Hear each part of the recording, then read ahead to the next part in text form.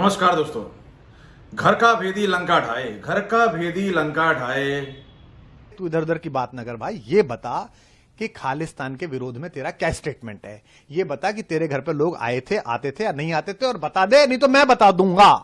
जवाब देते तो बन नहीं रहा है, इधर उधर की बातें की जा रही हैं। मेरे ऊपर इतने आरोप लगे हैं तो भैया मुझे जेल में क्यों नहीं डालते। अगर ये झूठे आरोप हैं तो आप किसका इंतजार कर रहे हैं साहब। आप तो आम लोगों के, आम आदमियों के सबसे आम नेता हैं।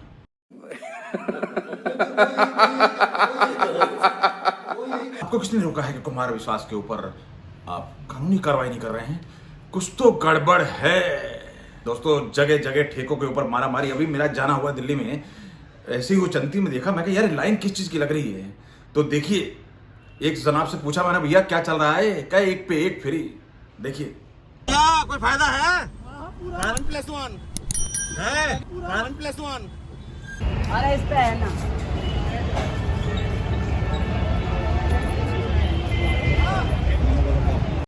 तो ये हाल है दोस्तों, ये हाल है। आम आदमी अगर राज करता है, राज पाता है, तो वो कहां ले जाता है स्टेट को।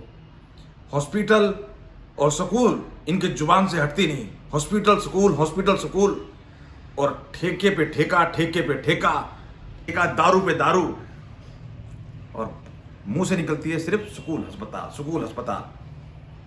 और जब अपने पे आ जाए तो पहुंच जाते हैं अपना इलाज कराएंगे मेदांता और मैक्स में, और जनता को बताएंगे जी सरकारी अस्पताल फ्री फोकट में बिल्कुल चकाचक कर दिए हैं।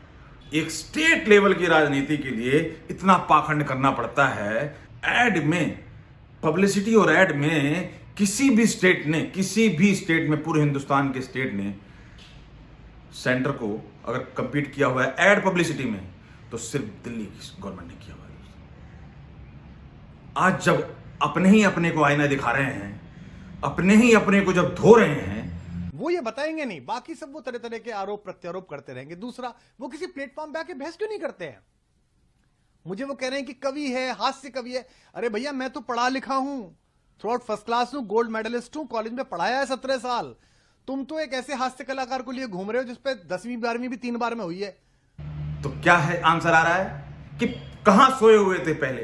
बयान बोला पहले क्यों नहीं, पत्ते खोले पहले क्यों नहीं बोला, आज क्यों बोल रहे हैं। ये सब कोई बातें नहीं होती, क्योंकि पहले भी बोला जाता तो भी बोला जाता कि पार्टी से निकाला है इसलिए। तो इन चीजों से नहीं है, एक्चुअल मुद्दे पे आइए। जैसे आरोप लगाए जाते थे गैरों पे आप द्वारा बिना किसी प्रूफ के, और फिर माफी मांगी जाती थी कोर्ट में जा जाके। अब जब आपके अपनों ने आपको आईना दिखाया है, जब घर के भेदी ने लंका ढाया है, तो जवाब देते नहीं बन रहा। मैं स्वीट आतंकवादी हूं। अरे भैया, स्वीट से क्या मतलब है। आतंकवादी तो आतंकवादी होता है। और भगत सिंह को तो भैया छोड़ दो। कम से कम भगत सिंह ने देश की आजादी के लिए जान गंवाई थी। उसने सत्ता नहीं पाई थी, वो सत्ता के लिए नहीं मरा है, उसने देश को आजाद कराने के। आप कौन सी आजादी के लिए मर रहे हो भाई। आप कौन से देश की आजादी के लिए मर रहे हो। कहीं ना कहीं मामला तो गड़बड़ है।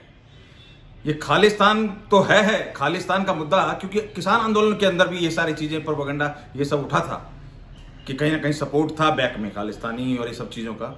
और वहां पर भी आपका बढ़ चढ़ के पहुंचना, और पूरे हिंदुस्तान में सिर्फ पंजाब में ही जीत क्यों मिली, ये भी तो सोचने का विषय है। यहीं पास में हरियाणा के बालक का हरियाणा वालों ने कदर नहीं करी। गजब है। और पंजाबी, वाह वाह, दाल में काला नहीं, पूरी दाल ही काली है।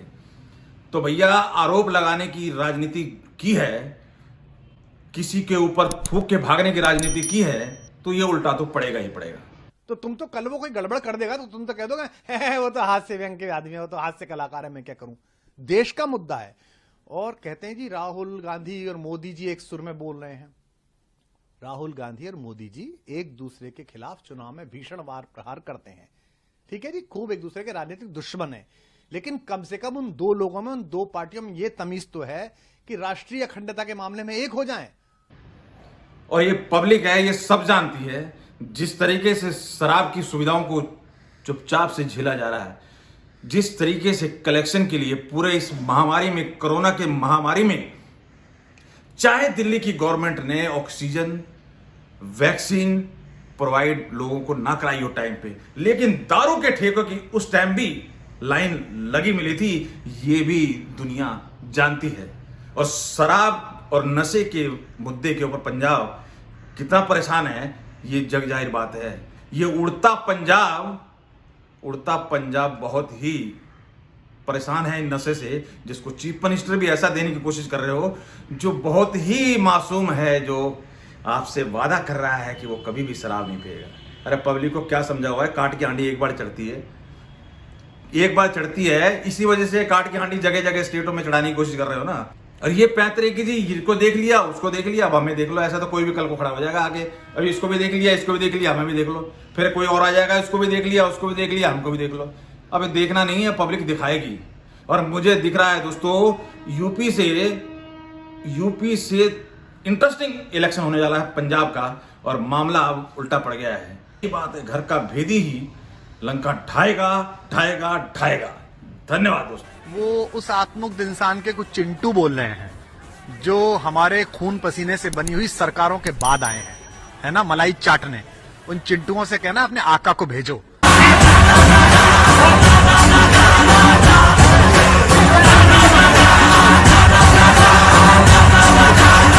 औकात है ना तो आए सामान लेके, मैं भी सामान लेके आता हूं।